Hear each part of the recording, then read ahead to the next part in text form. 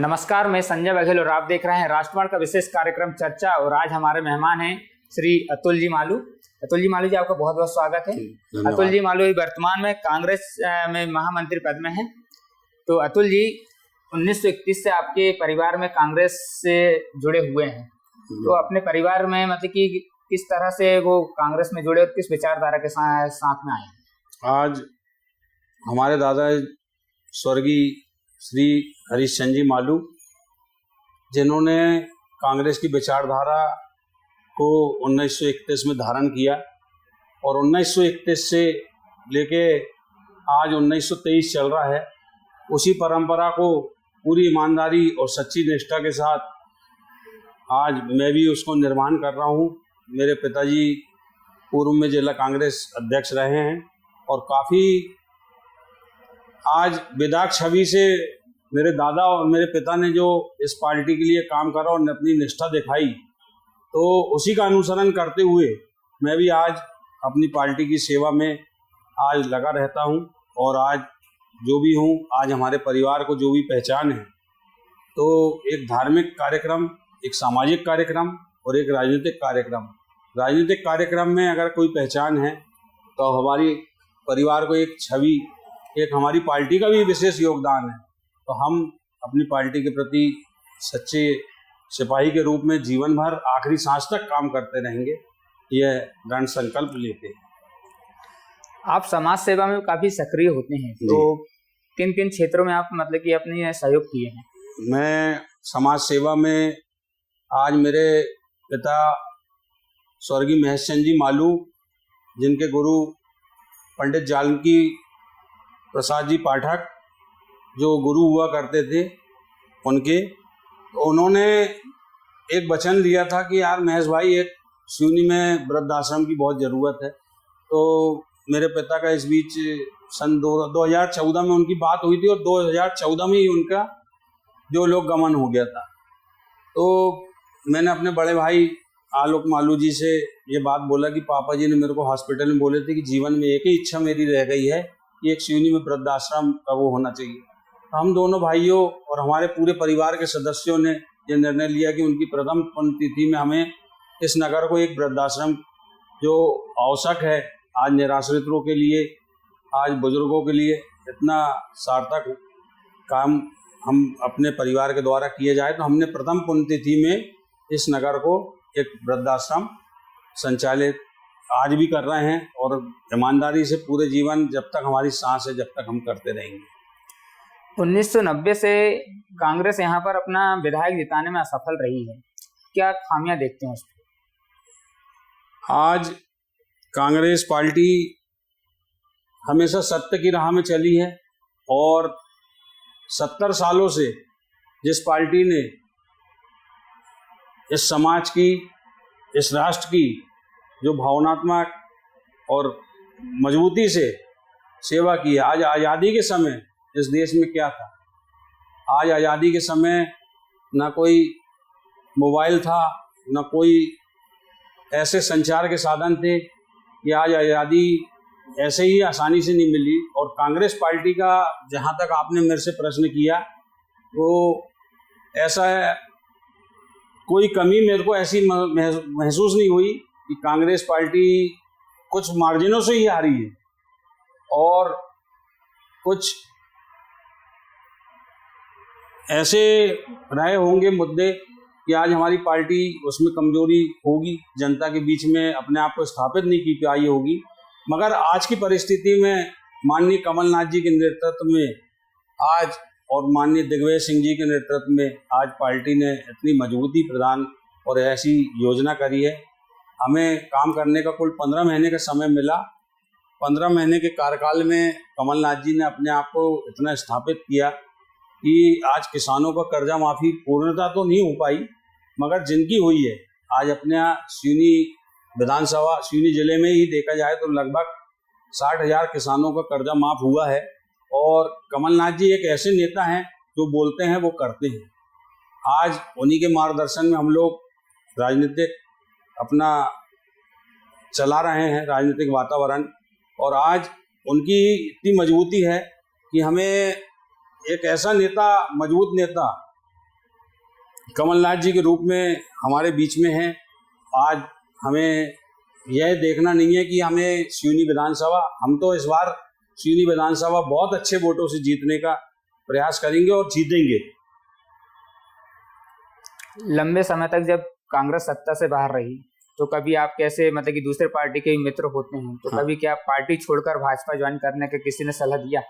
हमें कई बार बोला गया कि आपको अच्छे पद देंगे, मगर हम जिसको मान लेते हैं हम उसके प्रति ईमानदार इतना रहना चाहते हैं जीवन में कि उसके बुरे दिन भी आ जाएं। कुछ दिन रहते हैं बुरे दिन, उस बुरे दिनों में साथ छोड़ना एक आदमी का स्वभाव नहीं होना चाहिए। पार्टी ने हमें इतनी पहचान, मैं पहले भी बोल चुका हूँ, इस पार्टी ने हमें इतनी पहचान दी है और हमारे परिवार को इतनी पहचान दी है, और आज जो भी हैं, आज इस पार्टी का भी योगदान रहा। हमेशा हमें एक सच्चा समाज सेवक, सच्चा मार्ग हमें इस पार्टी ने दिखाया है। हम इस पार्टी को कभी जीवन में हम नकार नहीं सकते। राजनीति में आप जातिगत समीकरण को कैसे देखते हैं? राजनीति में मैं जातिगत समीकरण को तो नहीं मानता। आज का वातावरण एक ऐसा निर्मित हो गया है कि आप आदमी की योग्यता देखें, आदमी का पूर्ण व्यवहारिक जीवन देखें कि आज उसने समाज के लिए क्या किया, समाज के लिए ऐसे कृत्य तो नहीं किए कि आज हमारा जो भी विधानसभा में प्रत्याशी बने, जो भी पार्टी का बने, उसका भविष्य और वर्तमान दोनों काम करता है। आज हम जातिगत समीकरण को मैं तवज्जो तो इसलिए नहीं देता कि आज के युग में सब पढ़े लिखे नौजवान हो गए हैं और युवा वर्ग का वोटर बहुत ज़्यादा हो गया है। आज युवा वर्ग ये सब चीज़ों में दिमाग नहीं लगाता, वो तो देखता योग्य है। मैं कह रहा हूँ कि आज पड़ोस जिला छिंदवाड़ा ही है, वहाँ क्या जातिगत समीकरण? आज कमलनाथ जी का कोई बंगाली समाज जो भी है, कमलनाथ जी जिस समाज से आते हैं, वहाँ कोई जातिगत समीकरण कोई हावी तो होता नहीं है। आज पड़ोसी जिला होने के नाते आज अपन देखते हैं कि आज कितना विकास छिंदवाड़ा जिले में हुआ, और पिछले 33 सालों से तो हमारा कोई यहाँ विधायक बना नहीं है, तो विकास नाम की तो कोई चीज़ हम लोगों ने देखे नहीं है कि ऐसी कोई मूलभूत ठोस चीज़ सिवनी नगर को या सिवनी विधानसभा को मिली हो, सिवनी जिले को मिली हो। तो मैं जातिगत उसमें विचारधारा में दिमाग लगाता नहीं हूँ। मतलब जातिगत समीकरण से आपको कोई दूर दूर तक कोई इसी प्रकार का कोई विचार नहीं रखता? नहीं। हमेशा बीजेपी आरोप लगाती है कांग्रेस धर्म विरोधी पार्टी है, लेकिन आप धार्मिक आयोजनों में बहुत बढ़ चढ़कर हिस्सा लेते हैं। हाँ, क्या कहेंगे इसके लिए? कांग्रेस ने ऐसा क्या किया जो धार्मिक विरोधी पार्टी कहने का इन लोग जहमत उठाते हैं? कांग्रेस पार्टी ने सदा सद्भावना का विचारधारा हमेशा रहा है, और हम तो ये मानते हैं, हम तो उनके अनुयायी हैं कि आज़ादी में कोई जाति वर्ग का कोई योगदान नहीं रहा। हम कांग्रेस की विचार आइडियोलॉजी जो भी है कि आज सर्वधर्म सम्मान सद्भाव वाली पार्टी है। आज जो भी कांग्रेस पार्टी का निर्णय होता है कोई जातिगत नहीं होता कि कोई एक वर्ग को बिलोंग करती है। और राजनीतिक भावनाओं में मेरा तो ये मानना है कि धर्माचार लोग देखते हैं, आज के युग में राजनीतिक लोग देखने लगे हैं। धर्म का जो भी निर्णय लेने का अधिकार होना चाहिए, भारतवर्ष में धर्माचार लोगों को होना चाहिए। राजनीतिक पार्टी का काम होता है कि आप जनता की मूलभूत सुविधाओं को उपलब्ध करवाएं, आज विकास के राह में चलवाएं, ऐसी कोई योजना लाएं जो मानव कल्याण के लिए हो, धर्म के कल्याण के लिए। तो आज सच्चा हिंदू आदमी मैं भी हूँ, जैन धर्म वाला भी हूँ। आज ऐसा कोई आदमी नहीं रहता कि बीजेपी में रहता है, भारतीय जनता पार्टी में रहता है तो वही सनातनी धर्म को माने, ऐसा कोई विचारधारा नहीं होती। धर्म के लिए सब स्वतंत्र हैं। भारत में सभी को अपने अपने धार्मिक आयोजनों में भाग लेने का स्वतंत्रता का अधिकार है। अभी वर्तमान में सिवनी में एक मुद्दा बहुत गरमाया हुआ है बस स्टैंड को लेकर। हाँ, तो आप किस नज़रिए से देखते हैं? बस स्टैंड वहीं होना चाहिए, फिर वहाँ से जाना चाहिए? बस स्टैंड का हिस्सा मैं तो ये कहूँगा कि अभी वर्तमान में तो चुनावी साल है ये, और बस स्टैंड के पीछे भी और अपनी 10-11 एकड़ जगह पड़ी हुई है, वहाँ भी रह सकता है। और ऐसा आज परिवर्तन तो विकास के लिए जरूरी है। आज जनसंख्या की आबादी, आज हमारा बस स्टैंड जो बना हुआ है 20-22 की आबादी हुआ करती थी जब का बना हुआ है, आज शहर की आबादी लगभग 1.25 लाख 1.5 लाख होती जा रही है, और रोडें भी उसी हिसाब से सक्रिय हैं। तो उस हिसाब से थोड़ा सा ऐसा देखा जाए कि लोगों को आवागमन में सुविधा भी रहे, और ऐसा निर्णय रहे कि एक लोगों को आज एकदम ही आउट में कर दें अपन, 4-5 किलोमीटर दूर कर दें, तो परिवहन का खर्चा बढ़ेगा।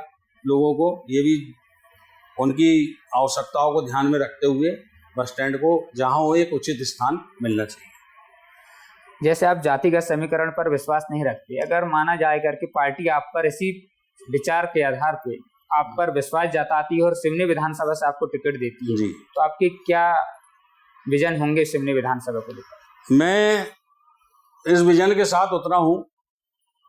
पार्टी एक तो जब भी आदेश करेगी, हमारा शीर्ष नेतृत्व यदि आदेश करेगा तो जरूर चुनाव लड़ूंगा, और मेरा विजन ये रहेगा कि इतने सालों से प्रताड़ित ये विधानसभा सिवनी रही है, आज जो भी ऐसी स्थिति में आए कि अपने व्यापारों को संरक्षण देने के लिए राजनीति का साथ लिए हैं, पूर्व में जो विधायक रहे हैं, आज पूर्व में अपने व्यापार का संरक्षण करने के लिए राजनीति की।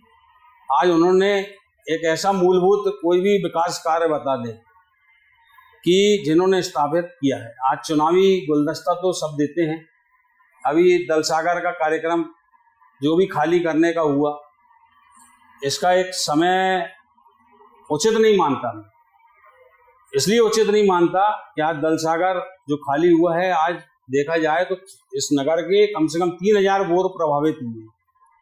3000 बोर प्रभावित ऐसे हुए हैं कि मैं अपने खेत की बताऊं, जो 28 साल से बोर मेरा कभी खाली नहीं जाता था, आज मेरे को वहां पे पौधों की सिंचाई टैंकर बुलवा के करना पड़ रहा है। आज दलसागर का काम इस बरसात के बाद कंप्लीट किया जा सकता था, अभी तक दलसागर पूरा खाली है। आज स्थिति क्या बनेगी, वहां पे पानी आप काहे का स्टोर करोगे? आने वाली गर्मी में भी इसका भुगतना पड़ेगा। और मैं तो कह रहा हूँ, राजनीति एक सेवा का माध्यम है। आज जिसको भी विधानसभा प्रत्याशी बनाती है, चाहे मुझे भी बनाती है, तो अपने मन में एक सेवा का भाव रखे और इस नगर को एक ऐसा पूरे भारतवर्ष में नाम हो कि इस भारतवर्ष में एक ऐसा प्रतिनिधित्व मिला। और ऐसा हम तो आदरणीय कमलनाथ जी के नेतृत्व में ज़्यादा विश्वास करते हैं। हम तो एक विधानसभा के अगर दावेदार भी बने, दावेदार तो हूँ अभी, और अगर वो मुझे चयन करते हैं तो निश्चय ही मैं इस नगर के विकास में कोई कोताही नहीं बरसूंगा। और मेरे को तो भगवान से ये कामना है कि एक 5 साल का प्रतिनिधित्व दे। इस नगर ने जो देखा नहीं है वो देखेगा। पहले जैसे सिलेंडर की कीमत 450 रुपए हुआ करती, 470 रुपए के करीब, आज वह महंगाई लगभग 1000 रुपए के करीब है। हाँ। और कल जैसे घोषणा हुई कि रक्षाबंधन में बहनों को एक उपहार 200 रुपए का। 200 रुपये। इस महंगाई को कैसे देखती हैं? आज ये महंगाई, आज इतनी लूट खसोट मची है भारत में, अपन सिलेंडर अकेला ही नहीं सोचे, सभी चीज़ों में आप देख लीजिए, चाहे बिजली के बिल हों, चाहे आदमी के टैक्स हो, दुनिया के, आज आम आदमी इतना पिसा जा रहा है। सिलेंडर का मामला एक ऐसा मामला है कि आज आपने क्या जनता की प्रताड़ना आपने पूरे 5 साल क्यों नहीं देखी? आज चुनावी गुलदस्ता के रूप में आपने 200-250 रुपये कम कर दिए। ये जनता बहुत समझती है, आजकल सब समझदार हो गए, और जनता इसका जवाब इस चुनाव में इनको देने वाली है। जिनके 1100-1150 रुपये का इन्होंने सिलेंडर जो दिया है, ये भी एक बहुत बड़ा कारण बनेगा। और आज आपको जनता की अगर इतना ख्याल रहता तो ये योजना आप पहले लाते, आज पहले बांटते। आज लाडली बहनों की योजना, आप एक कहावत थी, तोरण पे आई बारात और दूल्हे को लगी हगास वाली, जो कहावत आज अपने सियाने कहा करते थे, वैसी स्थिति आज शिवराज मामा जी की हो गई है। तो वो चुनावी गुलदस्ता देने से पीछे नहीं हट रहे हैं। और मेरा तो ये मानना है कि निश्चय ही और भी कम होना चाहिए सिलेंडर के भाव। दिल्ली में जब केजरीवाल जी मुफ्त की चीजें की घोषणा करते थे तो यही बीजेपी बोलती थी कि ये मुफ्त की रेवड़ी बांटना बंद करें, लेकिन अब शिवराज जी के द्वारा ये सारे मुफ्त की रेवड़ी वाली योजना लेके आई जा रही है, तो बीजेपी के इस योजना पर क्या कहेंगे? सबसे पहले तो मैं इस बात को कहूंगा, इनकी कथनी और करनी 15 लाख से जो भारत की एक एक आदमी के कानों में गूंजी थी कि हर आदमी के खाते में 15 लाख रुपए आए मोदी जी के पीएम बनने के पहले। आज मेरे ख्याल किसी के खाते में कोई 15 रुपए भी नहीं आए होंगे वो 15 लाख के एवज में। आज वहां से जो चालू हुई है झूठ का पुरंदा दे दे के आज मैं तो कह रहा हूं सभी राजनीतिक पार्टियों को कि ये मुफ्त की रेवड़ी, इसकी जगह आप रोजगार दीजिए, लोगों का रोजगार को बढ़ावा दीजिए। आज रोजगार होगा तो रेवड़ी की कोई ज़रूरत नहीं है। और मैं कह रहा हूँ ये रेवड़ी बांटने से अच्छा आप इन सब चीज़ों को जो मूलभूत ज़रूरत है, रसोई गैस सिलेंडर, डीजल, पेट्रोल, यातायात भाड़ा, सभी चीज़ें आप कम कर दें, बिजली के बिल कम कर दें, तो आज ये जनता को काफ़ी राहत मिलेगी और वो किसी पे आश्रित भी नहीं कहलाएगा। आज स्थिति ये हो गई है कि मुफ्त की रेवड़ी के चक्कर में आज कर्जे में लदा जा रहा है मध्य प्रदेश, कर्जे में होता जा रहा है पूरा देश। आज इस स्थिति में मैं तो ये मानना है कि रेवड़ी की जगह आपको रोजगार। एक चीज और देखा जाता है, सिवनी विधानसभा में लगभग बीजेपी राज करते आई है, बीच में कुछ समय के लिए दिनेश राय जी थे, तो उनके कार्यकाल को आप कैसे देखते हैं? 9 साल के कार्यकाल। अब उनके कार्यकाल को तो आप खुद ही इस नगर से शुरू करूं तो यहाँ पे पहले दारू की 4 दुकानें हुआ करती थी, तो अब 8 दुकानें हैं। आज एक ऐसा विधायक मिला है कि जिन्होंने सिर्फ एक लोगों के शादी ब्याह मौक मैयत में, आज मैं भी जाता हूँ, सभी जाते हैं, एक सामाजिक दस्तूर होता है जो आप भी निर्माण करते हैं। तो ये स्थिति कोई ऐसा नहीं है कि एक विधायक जाता, मगर यह है कि कोई जाता है ज़्यादा तो वो फोटो नहीं डालता, ये फोटो डालते हैं। आज मुनमुन राय जी ने, मैं तो कह रहा हूँ एक सिर्फ हु इज़ मुनमुन राय, इन्होंने क्या किया? आज मुनमुन राय जिस आधार पे आए, आज उन्होंने कहा था नागपुर रोड मैं अपने पैसे से बनवाऊँ, शुक्रवारी मंच में कहा है। आज ठीक है सरकार का काम है, उन्होंने 4 लाइन करी पूरी कंप्लीट। आज ये सब चीज़ें झूठी बातें बोल बोल के आज ये अपने आप को स्थापित किए। और चुनाव में मैं तो क्या कह रहा हूँ कि इनका पैसा क्या, इनकी दारू क्या, आज ये बांट के आज स्थिति ये कर दी है इस शहर की कि आज कोई छोटा आदमी भी चुनाव लड़ना चाहे तो वो आज डरने लगा है कि आज ऐसी स्थिति में आज मुनमुन राय जी ने, मैं क्या कह रहा हूँ, आप ऐसा क्या स्थापित किया? आज पिछले 5 साल पहले उन्होंने मेडिकल की घोषणा की, आज चुनाव के समय क्यों उसका प्रचार किया जा रहा है? इन 5 सालों में क्या एक मेडिकल कॉलेज तैयार नहीं हो जाता? आज 3 साल पहले किया जाता, जनता को आज सेवा मिलती है उसकी। आज कई घोषणाएं ऐसी हैं, मैं कैमरे में तो नहीं बोलूँगा, आप खुद ही जानकारी ले लीजिए। कई जगह इन्होंने बड़ बोलेपन में कहीं 10 लाख, कहीं 5 लाख, कहीं 3 लाख, कहीं 2.5 लाख ऐसा बोल के आए हैं और आज भी नहीं मिले। मतलब कभी जो जनाधार की राजनीति होती है, धनबल की राजनीति। और अपने आप को स्थापित करने के लिए अगर मैं विधायक जी को कहूँ, अगर वो निर्दलीय के रूप में भी अपने आप को स्थापित करते तो भाजपा एक राष्ट्रीय पार्टी का दामन नहीं थामती। उन्होंने अपनी डगमगाती हुई नैया को जो देखा तो उन्होंने भाजपा का दामन धारण किया। एक अटकलें चल रहे हैं कि अगर मानो कि बीजेपी से अगर दिनेश राय जी की टिकट कटती है तो कांग्रेस की तरफ आ सकते हैं और उन्हें टिकट मिल सकती है, तो इस अटकलों को कैसे देखते? इन अटकलों को तो मैं नहीं मानता कि कांग्रेस उनको अपना प्रत्याशी के रूप में घोषित की है। कारण क्या है ये निर्णय तो हमारे शीर्ष नेतृत्व को लेना है, और फिर ऐसा कोई आधार भी नहीं है उनका कि कांग्रेस पार्टी उनको, एक कहते हैं ना कि दूसरे की मैली अपने साथ लेना, वो कहावत लागू होगी इसमें। मतलब पार्टी पचा नहीं पाएगी। पार्टी पचा नहीं।